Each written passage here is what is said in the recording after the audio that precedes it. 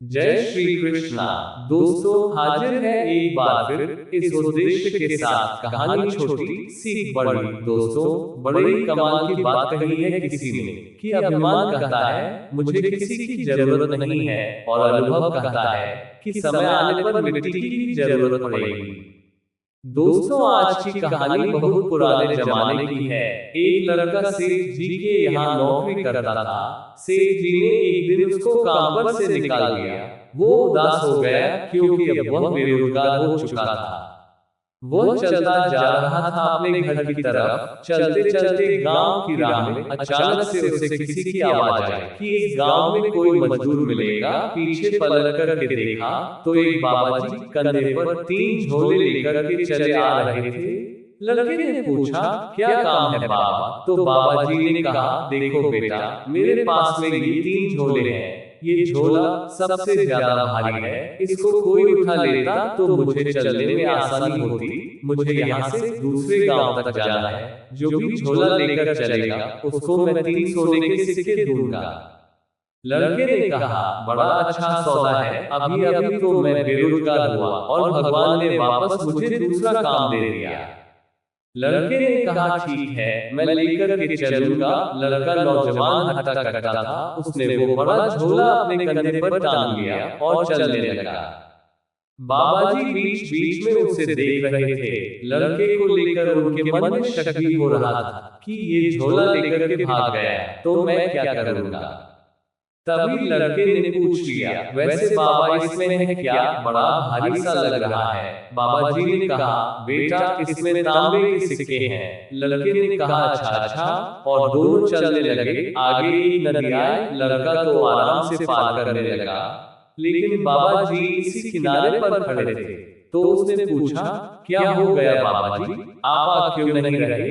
बाबा जी ने कहा, बेटा, मेरे पास में अभी भी 2 झोले हैं, और अगर गलती से मेरा पांव फिसल गया, मेरा बैलेंस बिगड़ गया, तो मैं नदी के बहाव में बह जाऊंगा। तुम मेरी कोई मदद कर दो। लड़के ने कहा, अब क्या करना है? बाबा जी ने कहा, एक और झोला ले लो, मैं तुम्हें 3 और सोने के सिक्के दूंगा। लड़के ने कहा, वाह, ये तो बढ़िया सौदा है। उसने दूसरा झोला भी ले लिया। अब लड़के के पास में 2 झोले थे।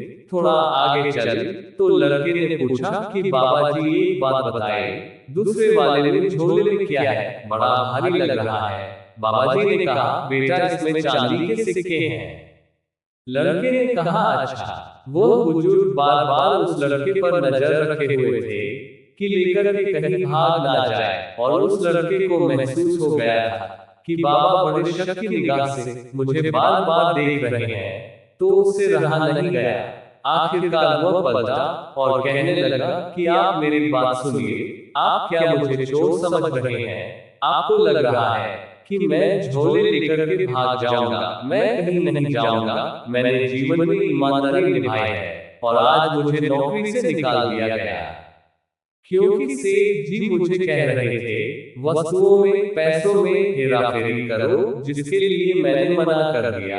मैं ऐसा काम नहीं कर सकता। मैं ईमानदार रहना चाहता हूँ। इस बात पर सेठ जी ने नाराज होकर मुझे काम से निकल दिया।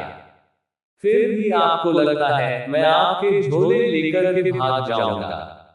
वो बुजुर्ग हंसने लगे कि नहीं नहीं, ऐसी बात नहीं है। वो दोनों चलते रहे। आखिरकार वह जगह आ गई जहां से वह गांव बहुत पास था, पर उससे पहले एक पहाड़ था, उसको पार करना था। पहाड़ की उस तरफ तलहटी में वो गांव था।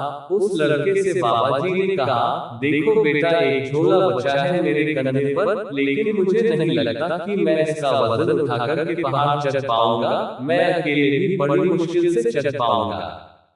क्या तुम यह एक और झोला ले लोगे? मैं तुम्हें 3 और सोने के सिक्के दूंगा। लड़के ने कहा, लाइए, मैं उठा लेता हूँ। लड़का 3 झोले लेकर के धीरे धीरे पहाड़ चढ़ने लगा, अपनी गति से, और बाबा जी उससे भी धीमी गति में धीरे धीरे आगे बढ़ रहे थे, और कह रहे थे कि तुम चलो, ऊपर पहुंच जाओ, और वहां बैठ कर के मेरा इंतजार कर लेना, मैं आ ही रहा हूँ। लड़के ने कहा, ठीक है। उसने थोड़ी और गति बढ़ा ली, और जब वो आधा पहाड़ चढ़ चुका था तो उसके दिमाग में बुरा विचार आया। उसे लगा कि यह बाबा बुजुर्ग है, यह मेरा क्या कर लेगा अगर मैं तीनों झोले लेकर के भाग जाऊं। इसमें से एक में है तांबे के सिक्के, दूसरे में चांदी के और तीसरे में बताया नहीं, लेकिन सोने के ही होंगे क्योंकि छोटी सी पोटली है। तो अगर मैं तीनों झोले लेकर के भाग जाऊं तो क्या कर लेंगे? ये तो मुझे पकड़ भी नहीं पाएंगे। यह विचार लगातार चलने लगा। उसने सोचा अगर मैं लेकर भाग जाऊंगा तो मेरी सारी गरीबी दूर हो जाएगी। अब लड़के से रहा नहीं गया। वो दौड़ने लगा और दौड़ते दौड़ते इतना दौड़ा कि सीधा जाकर के अपने घर पर रुका। तीनों झोले जाकर के उसने रखे और उसको उम्मीद थी कि जो सबसे छोटा उसमें तो सोने के सिक्के निकलेंगे, इसलिए उसने सबसे पहले बड़ा वाला झोला खोला। उसमें पत्थर ही पत्थर भरे हुए थे। दूसरा वाला खोला, उसमें भी पत्थर ही पत्थर थे और तीसरे वाले में भी पत्थर थे। बस मात्रा अलग अलग थी, एक में सबसे ज्यादा, फिर कम और सबसे कम। लड़के का दिमाग खराब हो गया कि बाबा क्यों झूठ बोल रहा था, क्या नाटक कर रहा था। सबसे छोटा जो झोला था उसमें जब पत्थर हटाए तो एक पर्ची मिली जिस पर लिखा था कि बेटा, मैं इस राज्य का राजा हूँ। मैं अपने लिए राजकुमार को तलाश रहा था क्योंकि मेरी कोई संतान नहीं है। मैं राज्य का अगला राजा ढूंढ रहा हूँ जिससे मैं अपना उत्तराधिकारी घोषित कर सकूं और ईमानदार व्यक्ति ढूंढ रहा हूँ। अगर तुमने आज ये तीनों झोले नहीं चुराए होते तो शायद आज ही तुम इस राज्य के राजा बन जाते, लेकिन तुमने मुझे धोखा दे दिया। लड़का फूट फूट के रोने लगा कि पूरे जीवन ईमानदारी से जिया और एक गलत कदम की वजह से सब बिगड़ गया। दोस्तों, हम में से बहुत सारे लोग जीवन भर अच्छे गुणों के साथ आगे बढ़ते हैं, लेकिन उनका एक गलत कदम उनकी जीवन भर की अच्छाइयों पर भारी पड़ जाता है। एक बार अगर आप बुराई के उस जाल में फंस गए तो बाहर नहीं निकल पाएंगे। सब बना बनाया खेल बिगड़ जाएगा। दोस्तों, हर इंसान के अंदर राम और रावण दोनों होते हैं। अपने अंदर के रावण को अपने ऊपर हावी मत होने दीजिए, वरना जिस चरित्र को, जिस छवि को सालों की मेहनत से बनाया है, एक गलती से जिंदगी भर की मेहनत पर पानी फिर जाएगा। जब भी आप पर बुराई हावी हो, उस पल को याद कीजिए कि आप जीवन भर ईमानदारी क्यों निभाते आ रहे थे। तो आपके कदम खुद ब खुद गलत राह पर जाने से रुक जाएंगे। दोस्तों, कहानी अच्छी लगी हो तो वीडियो को लाइक, शेयर और कमेंट में जय श्री कृष्णा जरूर लिखें और हमारे चैनल को सब्सक्राइब अवश्य कीजिएगा। धन्यवाद। जय श्री कृष्णा। हरि हर।